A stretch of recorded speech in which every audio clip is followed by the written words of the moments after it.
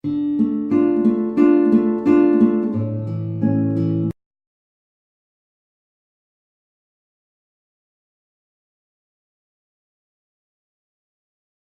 mí me parece que la política de concentración es completamente desafortunada.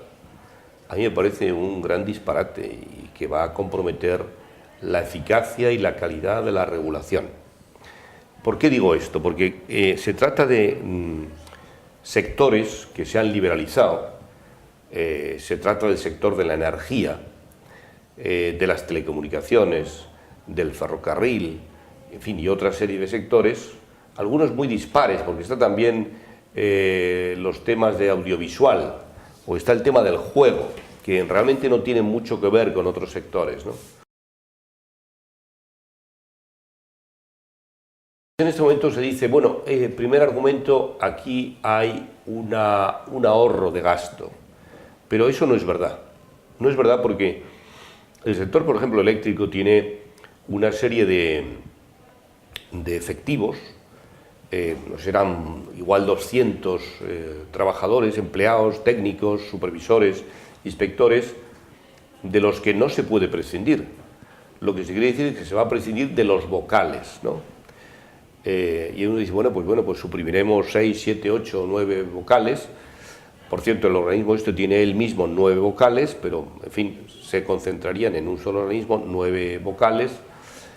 Pero el resto del personal de cada organismo sigue vigente, es que no puede ser, ¿no?, que desaparezcan. Por dar una idea, en España, pues la de la energía tiene 200, y en fin, la de telecomunicaciones, una cantidad que podría ser, no sé si semejante. En total, todos los organismos que se quieren concentrar podrán tener unos 500 o 600 empleados. Esos, si lo comparamos con un organismo que pueda ser equivalente en Alemania, Alemania tiene pues 2.500. Entonces, y Alemania tiene el doble de población, desde luego, pero es que aquí estamos hablando de cifras que son 5 veces más. Y por consiguiente no acaba de ver uno bien el ahorro, porque no se puede producir. A la gente no se le puede despedir. Los inspectores que verifican en la Comisión del Mercado de las Telecomunicaciones o de la Energía si están cumpliendo las normas que garantizan un mercado transparente, eficiente, que cumple las normas de competencia, que dan acceso a la red a terceros, etcétera, no pueden desaparecer, porque entonces lo que habríamos hecho es cargarnos la liberalización de esos sectores. Por lo tanto, se trata únicamente de un ahorro en cuanto a los vocales, que esos disminuirán. Pero igual estamos hablando de 30 personas menos. Bueno, ¿y eso es importante? Bueno, pues siempre que haya 30 sueldos menos, pues es importante.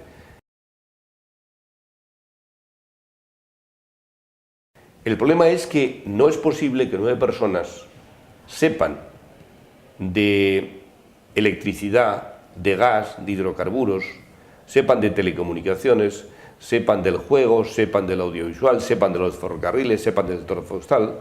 Todo lo que estamos haciendo es unas personas completamente incompetentes para regular unos mercados muy complejos, algunos de ellos enormemente complejos. Y por consiguiente lo que estamos diciendo es que la liberalización aquí no va a funcionar. Y eso es gravísimo, porque eso compromete las inversiones futuras que pudiera venir. Gente dispuesta a venir a esos sectores e invertir en el eléctrico o en el de telecomunicaciones, pueden pensar que no saben que esto es un juego de una ruleta rusa, que no saben si invierten, quién es el que va a dar una solución, porque de entrada los reguladores no pueden ser capaces ellos de conocer el sector en el que van a actuar, que son todos los sectores. Es un organismo multisectorial, que hay que decir que no tiene precedentes en la Unión Europea. Es verdad que en Alemania, primero, para empezar, en Alemania está separado lo que es los órganos reguladores sectoriales o multisectoriales del regulador de defensa de la competencia. Son dos cosas, no es lo mismo el que conoce del sector eléctrico o de las telecomunicaciones que el que conoce de forma transversal de todos los sectores, que es la Comisión Nacional de la Competencia en España. Bueno, estos en Alemania se han mantenido separados. Una cosa es la Comisión de la Competencia o el Tribunal de la Competencia en Alemania, y otra cosa es el resto de los sectores, que ahí sí están aparentemente fusionados en un único organismo. Pero ¿cómo están fusionados en Alemania? Están fusionados realmente a través de que en ese organismo, que parece que es único, hay un presidente y un vicepresidente con funciones representativas, pero por lo demás hay comités separados, uno para los transportes, otro para la energía, otro para las telecomunicaciones, de forma que al final son comisiones separadas. Las sedes de cada uno de los comités estos están en sitios distintos, el personal es distinto. Asesoría jurídica, por ejemplo, tenemos un ahorro porque tenemos una asesoría jurídica o unos inspectores que son comunes para todos los... Pues no, en Alemania tiene una asesoría jurídica para cada uno de estos comités. Uno para telecomunicaciones, otro para energía, otro para transportes. Los inspectores son distintos, la asesoría jurídica es distinta, las sedes son distintas, de forma que realmente la historia esta del ahorro se ve que no tiene precedentes, ¿no? Hay si acaso Alemania, que está en un proceso de concentración que lleva muchos años preparándolo, pero por el tamaño del país probablemente tiene otras explicaciones y además con otras cautelas muy distintas. Una cautela muy importante que aquí habría que tomar en consideración, que es tal vez una reticencia política, ¿no? Podría ser que esta reforma se acometa por quitarse de encima en estos organismos independientes, que significa la independencia, que son nombrados por los gobiernos, oído el Parlamento y todo esto, por un periodo fijo que no puede ser interrumpido, sino por causas muy tasadas, cometer delitos y tal, ¿no? Podría ser que estos organismos, que llevan ya en funcionamiento en España un tiempo, que tienen personas ya designadas en etapas anteriores, se los quieran quitar de encima a la gente y hacer un organismo único de dependencia estricta de un gobierno que va a nombrar a los 9 señores que controlan todos los sectores. Bueno, esa es una sospecha que implica un juicio de intenciones, pero en política hay que hacer juicios de intenciones, ¿no? Y evidentemente esto supondría que los actualmente nombrados quedarían fuera de juego, vendrían unos nuevos que serían nombrados directamente por el gobierno y con su mayoría parlamentaria, con alguna intervención de las Cortes, pero que en definitiva deberían su nombramiento al gobierno actual. Yo creo que a mí eso me parece una concentración de poder. Primero, me parece que no hay ahorro ninguno. Segundo, me parece que provocaría que 9 señores es imposible que conozcan todos los sectores y por tanto un déficit de regulación, una pérdida de calidad de la regulación, una dificultad para entenderse con sus homólogos europeos, que en casi todos los países están más o menos separados. No hay un organismo multisectorial único.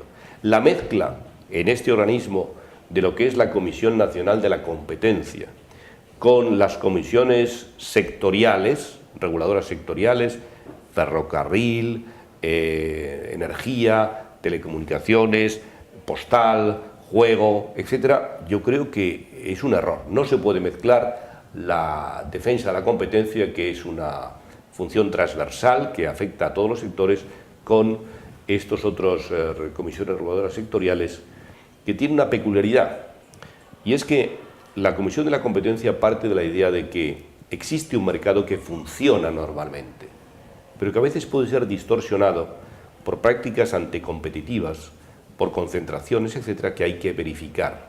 Pero el mercado en sí mismo funciona, por sí mismo, hay mercado. En estos sectores la clave es que en realidad no hay mercado, el mercado dejado a sí mismo no funciona. Entonces, desde el principio, y antes incluso de que se produzca un abuso de posición dominante, hay que estar estableciendo normas, reglas muy peculiares. Por ejemplo, la regla del acceso de terceros a la red. Uno tiene que dejar a sus competidores que utilicen su propia red, porque está probado que las actividades en red tienden al monopolio. Entonces, la forma de romperlo es obligando a dar acceso. Claro, todo eso crea una forma de trabajar y de operar muy distinta de las comisiones nacionales de las competencias. Una forma de operar que tiene en cuenta que quiere promover la competencia, pero que es mucho más intrusiva, mucho más penetrante interviene antes de que se haya producido un problema, en tanto que la Comisión de la Competencia es más respetuosa con el mercado y solo interviene cuando se ha producido una lesión de la competencia.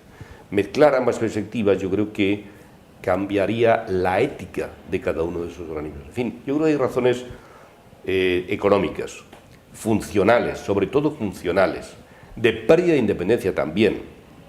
Y luego claramente la última razón es que en ese anteproyecto de ley, que ha sido informado negativamente por casi todos los organismos reguladores, falta el dictamen del Consejo de Estado, que se ha debido producir hace poco tiempo, se va a producir, que yo creo que también se moverá en la misma línea porque es claramente contrario a las reglas de competencia, de independencia que deben inspirar estos organismos. Pero otra de las cosas que hay ya no es que, en fin, por el nombramiento pierdan independencia, sino que en el propio texto de la ley hay previsiones, por ejemplo, el control de eficacia que el gobierno tiene sobre estos organismos. Bueno, un control de eficacia es una amenaza a su independencia.